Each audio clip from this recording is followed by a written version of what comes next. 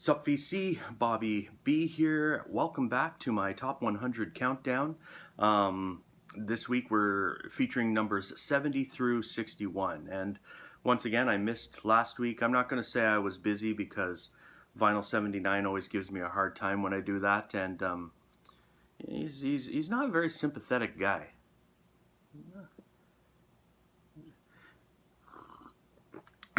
Coffee. Yes, so we're going to start into the top 70. I've been enjoying the countdown. A couple of you have reached your number one, and that's, man, some really, really great and interesting and unique choices. I don't know that mine are going to be as unique, but anyways, especially as we get closer to the top, there may be a few surprises there still. But anyways, we'll get started. Back. How many of you are old enough to remember Casey Kasem? And now, on with the countdown. Okay, so number 70.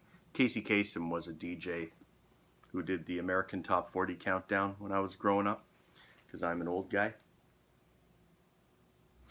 Number 70, Tortoise Millions Now Living Will Never Die. Tortoise is a Chicago-based post-rock band, and this is their second album. It came out in 1996.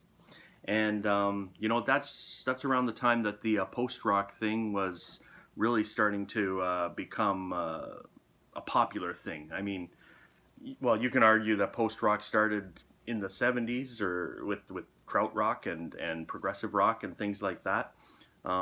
Some link it back to the 80s with bands like Talk Talk. Some link it back to the early 90s, Slint. But this is like 97. This is when it was really starting to pick up, and I've read some articles that refer to this album or as Tortoise as sort of the godfathers of post-rock. I don't know if I agree with that, but this is one of the greatest. This is like a top 5 post-rock albums of all time for me. It's just brilliant. Side 2 consists of a few shorter tracks by post-rock standards. Glass Museum, A Survey, The Taut and Tame, Dear Grandma and Grandpa, Along the Banks of Rivers. But it's side 1 really is the money cut on here. DJ'd. It's it's the full side. I don't know how long is the song. 20 minutes. Yeah, 20 minutes 57 seconds. It's beautiful. It's it kind of dabbles in electronic music ever so slightly as well, but it really is just a powerful instrumental piece of music. Yeah, this is an amazing album if you haven't heard it. Tortoise would go on to record other good things as well, but to me this is the pinnacle of their work. So that's my number 70 album, Tortoise Millions Now Living Will Never Die. At number 69, we have the debut album by the New York Dolls. 1973, this album came out. Glam rock, proto-punk, hard rock, whatever you want to call it. Johnny Thunders, Sylvain, David Johansen, Buster Poindexter, right? That ridiculous alter ego of his. Arthur Harold Kane on bass, Jerry Nolan on drums. This album is just fun as heck. It just it rocks, and it's an enjoyable listen, but it is just a lot of fun. Trash is one of my favorite songs. Personality Crisis. I don't know if it's meant to be funny. I think a lot of what they do is tongue in cheek, but I do think. Well, anyways, when I listen to them, when I'm laughing with them. I'm not laughing at them. I love the energy they put into their music, and Personality Crisis. Every time I've heard that song 80 billion times in my life, and every time I hear it, every time it gets to the Personality Crisis, you got it while it was hot. And he goes, it's always hot, I know you're frustrated. That just makes me laugh every time. His delivery of that line. You get it while it was hot. It's always hot, I know. I don't know. Just makes me laugh. I love this band, and I love this album. 1973. Oh yeah. When I say love. Oh, anyways, Looking for a Kiss. Anyways, I won't subject you to my singing the whole video. Anyway, just an amazing hard rock, glam rock masterpiece. At number 69, the New York Dolls. Number 68 is a punk rock classic, another punk rock classic, and it is the debut album by American rock band X. It is the album Los Angeles. It came out in 1980, featuring John Doe and Exene Cervenka on vocals, and then you round it out with Billy Zoom on guitar and DJ Bonebreak on the drums. This album was produced by Ray Manzarek of The Doors, and you hear his organ in a couple of the cuts. They do a cover of The Doors' Soul Kitchen as well. Fun fact, or spoiler alert, this album may be Ray Manzarek's only appearance on my top 100. That might make some of you... And I love The Doors. I don't know, it's just funny when you start making these countdown, when you start compiling these lists, it's amazing the stuff that you end up sort of cutting out. I love The Doors. It's a drag. There's a few artists I actually surprised myself that they didn't make the cut. But anyways, this album it's a punk rock. It's a staple. If you're trying to get into punk rock, this is one of the ones you should make sure you pick up and listen to. It's quick. I think the whole album is less than half an hour long, but very, very powerful as well. And yeah, and it was a classic right out of the gate. I don't know how well it sold. Probably not much, because punk rock albums generally don't sell much, but critically, it was appreciated right away. So, your phone's off the hook, but you're not. Johnny Hit and Run Pauline. Yeah, anyways, The World's a Mess. It's in my kiss. Awesome. California punk rock. X, Los Angeles. Check it out. If you're listening to a lot of these, I don't want to sound like an old man, but if you're listening to a lot of these so-called pop punk bands today, put that away. Just put your Blink-182 back in its case, and put your Blink-182 8 tracks away, and pop in a Los Angeles by X. All right, 68. Number 67. Number 67 is Johnny Cash at Folsom Prison.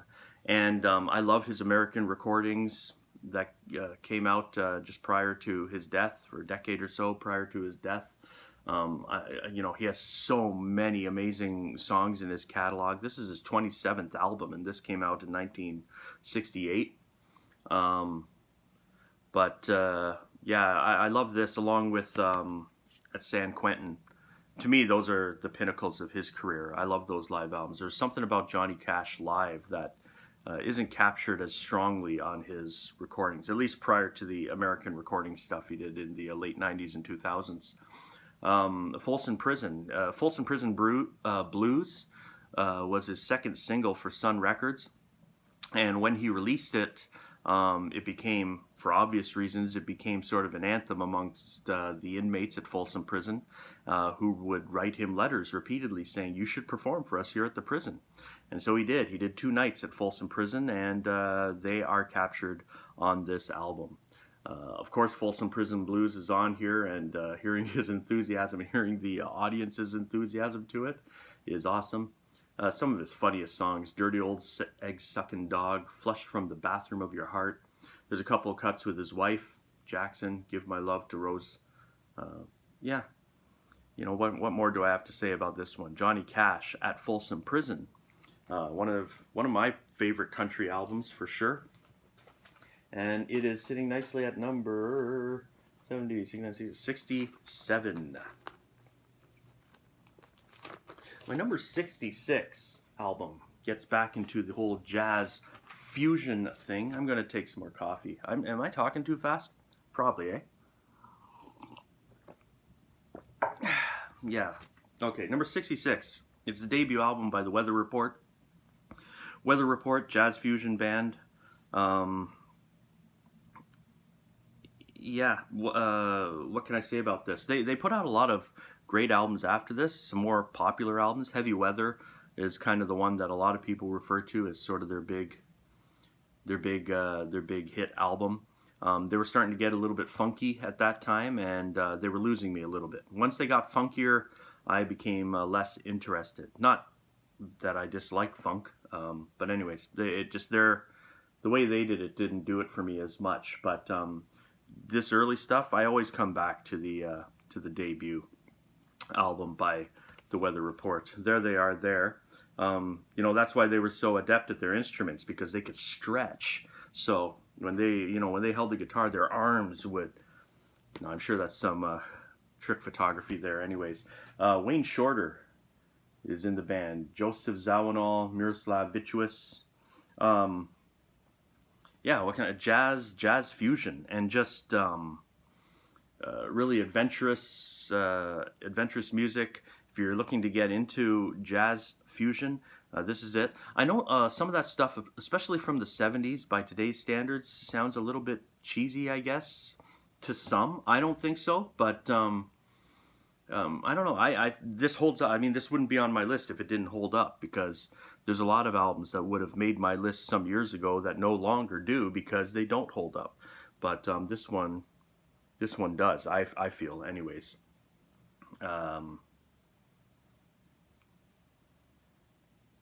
It's on the liner notes here. It says this music is a miracle of collective improvisation, and Zawinul says we always solo and we never solo. Mysterious. There are some really cool solos on here. That's number 66. Numero 65, or in English, number 65, is the Rolling Stones' Aftermath. And I am the only person, this is a fun fact, I'm the only person in the entire world who feels that this is their best album. I've said it before, if the Rolling Stones packed it up when Brian Jones died, they'd be one of my favorite bands of all time.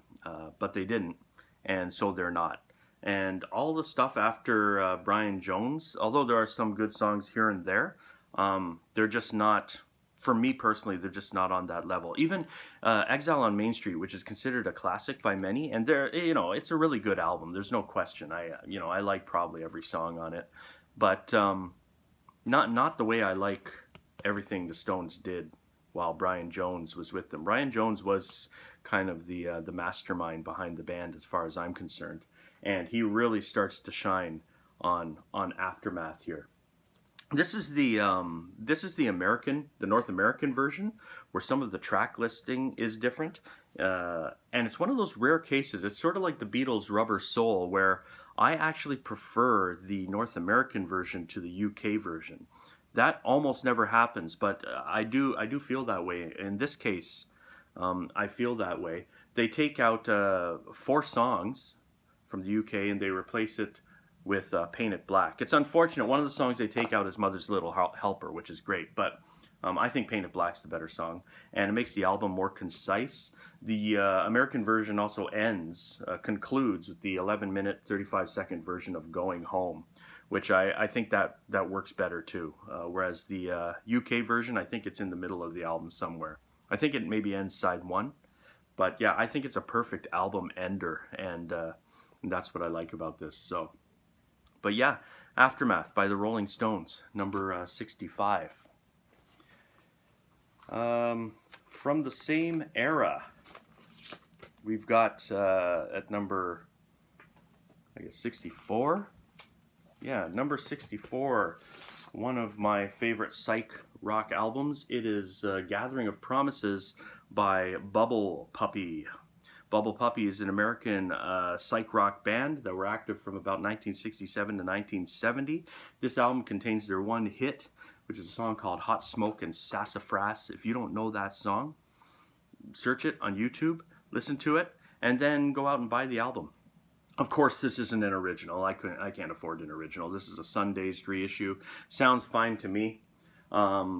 This is some, it's psych rock, but it's like heavy. It's guitar based, a lot of fuzz. It's kind of heavier psych rock / hard rock. This is on the International Artist label originally, which is the label that spawned the 13th Floor Elevators. Bubble Puppy, they eventually had to change their name. I think they changed their name to, Demian. They changed their name to Demian because people heard Bubble Puppy and assumed they were a bubblegum band. Bubblegum music band, which is silly. They are so not bubblegum music. This album will punch you in the face, man. Bubble Puppy, A Gathering of Promises. It really is my number 64 album of all time. At number 63, we have the great, the inimitable Roland Kirk. And this is his album Left and Right, in reference to the two sides of his brain. The first three tracks feature Roland Kirk, the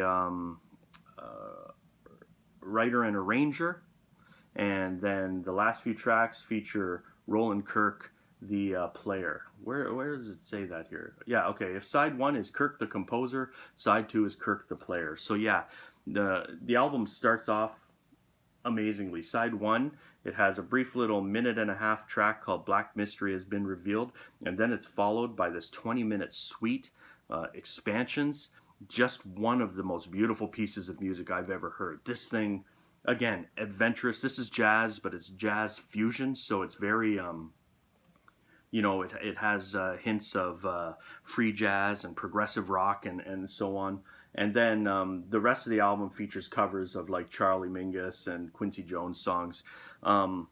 This album, Roland Kirk has put out a lot of great stuff, but this album, to me, is, well, it's my favorite anyway. It's on the Atlantic label. I don't know. It's a nice thick pressing. I don't know what pressing this is, but it's not on Red Atlantic, which I bet you if that exists, it probably sounds amazing. But this sounds really, really good to me. So Roland Kirk, Left and Right at number 63. Moving on to number 62, we got some more post-rock. And probably, this is probably my highest post-rock album on the list. Might not be, but I wouldn't be surprised me if it is. Doesn't really need much introduction. Godspeed, You Black Emperor, with Lift Your Skinny Fists Like Antennas to Heaven. Godspeed, You Black Emperor, of course, is a Canadian post-rock band from Montreal. This here outlines the different movements of the song. Yes, they are a political band, satirical political band, they're described as. It's instrumental music, though, so you don't really need to subscribe to their ideas or beliefs to enjoy this music, because, like I say, it is instrumental, other than some narration, sampled narration that's included throughout. But this album is powerful, and it basically consists of four movements. It's really 4 songs that are divided into different sections. This is cinematic, it's droney, it has some dark ambient moments, but overall this is essential post-rock. This is one of the essential albums of the 2000s. I think that's when it came out, right? Yep, was released September 2000. So if you know this album, you already know what I'm talking about. But just amazing. The labels are great. Yeah. Anyways, on Constellation Records, Godspeed, You Black Emperor, the album Lift Your Skinny Fists Like Antennas to Heaven. And that brings us to our number 61, my number 61 album of all time. And it is the third album by the krautrock band Neu. It's called Neu 75. And krautrock, art rock, electronic, whatever, ambient. This album, you could even probably label it a bit as proto-punk too. Basically, by the time this album was released, 2 of the band members, Michael Rother and Klaus Dinger, were starting to get interested in different types of music. And I guess it was Klaus Dinger. Yeah, Dinger was becoming more and more interested in kind of aggressive rock music, whereas Michael Rother wanted to keep things ambient and krautrocky. And they couldn't agree, so basically they took a side each. And it makes for a very, very interesting album that is at times beautiful, and at other times it rocks. For a krautrock band, it rocks pretty hard, and I love that. I love the different styles featured here. So yeah, so that's why it's easily my favorite album by the band,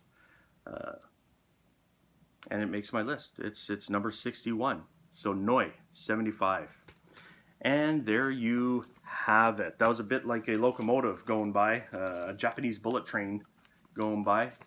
I'm sorry if I was talking too fast. I don't know if there's a way to slow things down on YouTube, so I'm talking slower. Talking like Pauly Shore or something. That's another old people reference. Anyway, thanks for watching. I hope you enjoyed this video. I will try to get another one out next week as we hop into the top 60, the top city. I'm really enjoying this. I hope you're enjoying this top 100 countdown. It's a lot of fun.